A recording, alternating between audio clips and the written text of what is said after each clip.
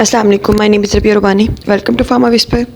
आज जो हमारा टॉपिक है हमारे पास है lyophilization, freeze drying, miscellaneous processes का हमारे पास थर्ड टॉपिक है। इसको हम कहते हैं कि हमारे पास ये इंपॉर्टेंट भी और आता भी है मोस्टली। लायोफिलाइजेशन क्या होता है, हमने पढ़ा था कि हमारे पास क्या क्या चीज़ें चाहिए होती हैं। हम एक डेफिनेशन, उसकी थोड़ी बहुत उसकी प्रोसेस, प्रिंसिपल, मीन के एग्जांपल और उसकी एप्लीकेशन वगैरह, ये सारी चीज़ें अगर आप एक माइसेलेनियस प्रोसेस में लिख देंगे ना तो इनफ है। हम कहते हैं हमारे पास क्या होता है, फ्रीज ड्राइंग क्या चीज़ है। ये बेसिकली जैसे हमारे पास कोई सब्सटेंस है, कोई ड्रग है, उसमें हमने क्या करना है, वाटर की रिमूवल करनी है। तो जब वाटर की रिमूवल करनी है तो हमारे पास क्या होता है, वाटर की रिमूवल करनी है तो हम कुछ मेथड यूज़ करते हैं जिसकी वजह से क्या होता है, उसमें से वाटर रिमूव होता है और जो ड्रग है उसकी स्टेबिलिटी भी मेंटेन रहती है, मीन उसकी डिग्रेडेशन नहीं होती। तो हम कहते हैं the process of isolation of solid substance from the solution bye freezing the solution and वेपराइजिंग the ice under the vacuum conditions. Mean के हमारे पास क्या होता है, हमने एक सोल्यूशन है, उसमें से सॉलिड सब्सटेंस को रिमूव करना है। कैसे, हमने सोल्यूशन को फ्रीज़ करना है, देन उसको वेपराइज़ करना है। ठीक है, मीन के इसमें क्या हो रही है, सब्लिमेशन, फ्रीज से सीधा वेपराइज़, तो सब्लिमेशन हो रही है अंडर द वैक्यूम कंडीशंस। तो ये बेसिकली उन ड्रग्स के लिए यूज़ होता है जिसमें से हमने क्या करना होता है, वाटर को रिमूव करना होता है। ये सब्लिमेशन है एक फ्रोजन सब्सटेंस का। इसमें हमारे पास ट्रिपल पॉइंट, जो सब्सटेंस का ट्रिपल पॉइंट होता है ना, उसको देखा जाता है। अब कहते हैं ट्रिपल पॉइंट क्या होता है, ऐसा पॉइंट जिसके ऊपर मतलब एक पॉइंट होता है डेफिनेट टेम्परेचर, डेफिनेट प्रेशर, जिसके ऊपर हमारे पास क्या होता है, सॉलिड, लिक्विड और गैशियस फेस क्या करती हैं, गो एग्जिस्ट करती हैं। इसमें जो हमारे पास टेम्परेचर होता है वो 0.01 डिग्री सेल्सियस होता है और ये हमारे पास क्या होता है, ये डेफिनेट प्रेशर है 0.00603659। ये ATM में आता है हमारे पास, क्या है, this is a definite pressure. इसके ऊपर क्या होता है, तीन स्टेट्स, मीन के सॉलिड, लिक्विड और गैस क्या होती हैं, को एग्जिस्ट करती हैं।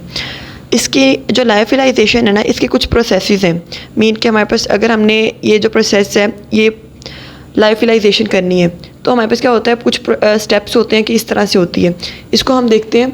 फर्स्ट ऑफ ऑल हम कहते हैं हमारे पास क्या है, एक ये हमारे पास है एक चैम्बर है, यहाँ पे क्या है, दिस इज़ द कंडेंसर। ठीक है, यहाँ पे एक हो मतलब हम कहते हैं एक ट्यूब सी है और नीचे क्या है, यहाँ पे वैक्यूम है। अब क्या होगा, इसके अंदर हमारा सैंपल है। जो सैंपल है उसको हमने क्या करना है, सबसे पहले इसको हमने फ्रीज़ करना है। ये सैंपल क्या हो जाएगा, फ्रीज़ हो जाएगा, इसके मॉलिक्यूल्स क्या होंगे, फ्रीज़ हो जाएंगे। जब वो फ्रीज़ हो जाएंगे तो हमारे पास क्या होता है, जब वो फ्रीज़ हो जाएंगे मतलब हमारे पास मॉलिक्यूल फ्रीज़ हो जाएंगे तो ये एक प्रॉपर फ्रीज़ हो जाएगा। लाइक उसमें हमारे पास मॉइस्चर जो होगा वो एक जगह पे इकट्ठा हो जाएगा। अब क्या होगा, हम इसके अंदर से एयर निकाल देंगे।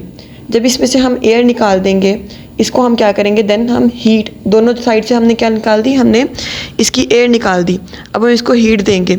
जब हम इसको हीट करेंगे तो क्या होगा, इस फ्रीज जो वो फ्रोज़न सॉलिड है ना, ये सोल्यूशन है, उसमें से हमारे पास क्या निकलेंगे, वेपर्स निकल जाएंगे। जब वेपर्स निकल जाएंगे तो क्या होगा, हमारे पास सीधा सॉलिड फ्रीज, मतलब सॉलिड से क्या बन रहा है, वेपर्स, जिसको हम कहते हैं जिसका सब्लिमेशन। जो वेपर्स निकलेंगे वो इससे पास करेंगे और यहाँ पे आके कंडेंस हो जाएंगे।